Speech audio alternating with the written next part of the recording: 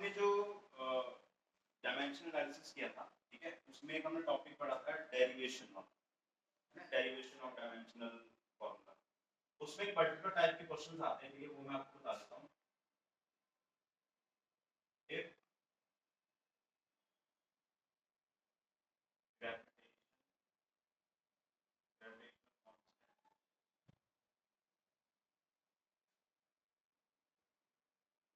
mass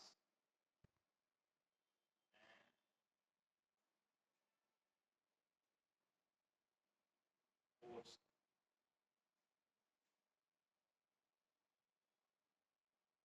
are considered as fundamental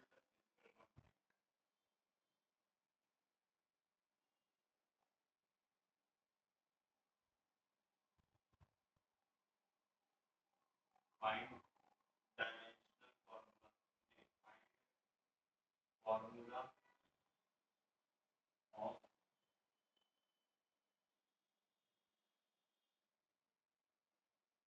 distance in terms of above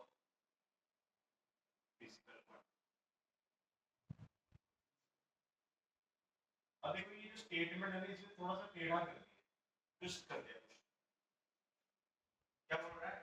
gravitation constant जो कि capital G होता है ना, कैपिटल जी है ना, मास का मतलब m हो गया, फोर्स का मतलब है f।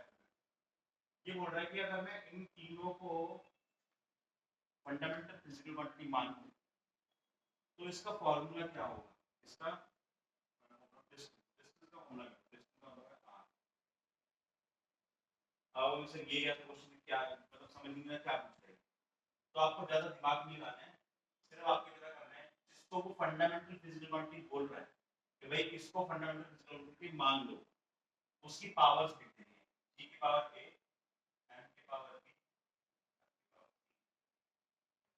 और जिसका फॉर्मूला पूछ रहा है, किसका पूछ रहा है? r, तो लेफ्ट साइड पे और इधर लिख देना है डायमेंशन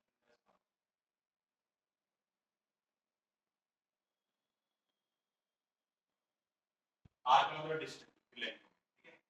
तो अब यहाँ पर सेम कोई सिनेरियो है कि जो हमने डेरिवेशन की थी ना कि फिजिकल क्वांटिटी का फॉर्मूला डिराइव करना है, इसके बाद a मान लो, इसकी b, तो क्या करना था, इसका डायमेंशन फॉर्मूला लिखो, इसका लिखा, इसका लिखो, फिर m l t सबके इकट्ठे कर दो, फिर पावर्स कंपेयर करो, वहां से a b c की वैल्यू तो वही करना है जो मतलब पहले वही बस ये करना वही है। देखो क्वेश्चन थोड़ा सा ट्विस्टेड है, लैंग्वेज ट्विस्टेड है। हमारे स्कूल में भी एक ऐसी क्वेश्चन बनाया था उसमें express length in terms of pressure, gravitational constant and Planck's constant. वो सर हो ही नहीं रहा है। इस बार करते हैं, ये आप ट्राई करो। ओके, तो इस क्वेश्चन को हम सॉल्व करते हैं। देखो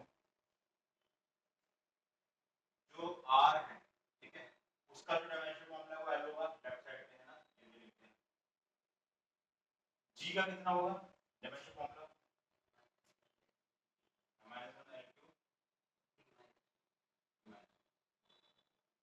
इसकी पावर हो गई a, m जो है वो m ही रहेगा, इसका पावर हो गई c, f जो है वो होता है mlt माइनस 2, इसका पावर हो गई c, ठीक है। अब इसके बाद सेकंड स्टेप क्या है?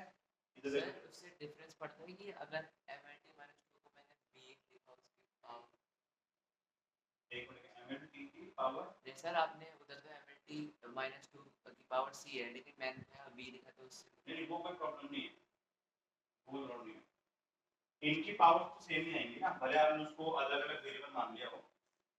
मतलब जैसे मान लो आपने g की पावर b मानी सपोज, तो आपका जो b है वो आएगा जो हमारा a आएगा, इतने तो होगा, वेरिएबल तो अलग माने, आंसर में कोई दिक्कत नहीं है, ठीक है। चलो देखो m जो है, m की पावर इकट्ठी कर दिया, कितनी हो जाएगी? Minus a plus b plus c, m की power minus a plus b plus c, ठीक है। n की पावर 3a और जब c है ना, a की पावर है, a की पावर कितनी हो जाएगी? Minus 2a minus 4। अब यहाँ इधर देखो m नहीं है, m नहीं है तो मतलब उसकी पावर 0 हो जाएगी, यानी कि minus a plus b plus c equal to 0, L जो है 3a प्लस c इसकी पावर हो जाएगी 1, तो इधर 1 है, इन दोनों की पावर हम कंपेयर कर रहे हैं और t भी नहीं है तो -2a -2c इक्वल्स टू 0। यहां से a की वैल्यू कितनी हो जाएगी, a इक्वल्स टू -c हो गया। अब सॉल्व करके देखते हैं, -2 कॉमन लेके बाहर आ जाएगा तो a इक्वल्स टू -c आ जाएगा। ठीक है, ठीक है ना, या मैं वो मैं कर देता हूं, देखो -2 कॉमन ले लिया, अंदर बचा a प्लस c, तो अब a प्लस c जो है वो equal to 0 a minus c। ठीक है, अब a माइनस c आ जाएगा, फिर आगे कैसे सॉल्व करेंगे, a को माइनस c इसमें पुट करो, 3 into a की जगह minus c,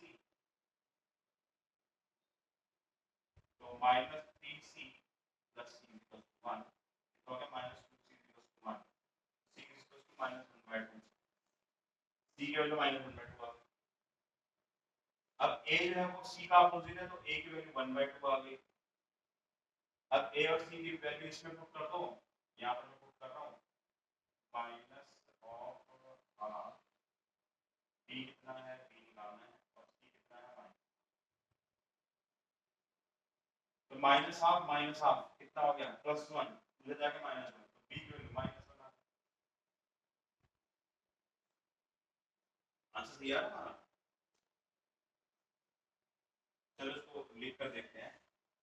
r equals to g की वैल्यू आ रही है हाफ, ठीक है, यहाँ पर फिर b आ रहा है -1, मतलब m की पावर, ठीक है, और f हमारा आ रहा है -हाफ, ठीक तो आ रहा है, लेकिन m की गलत आ रहा है,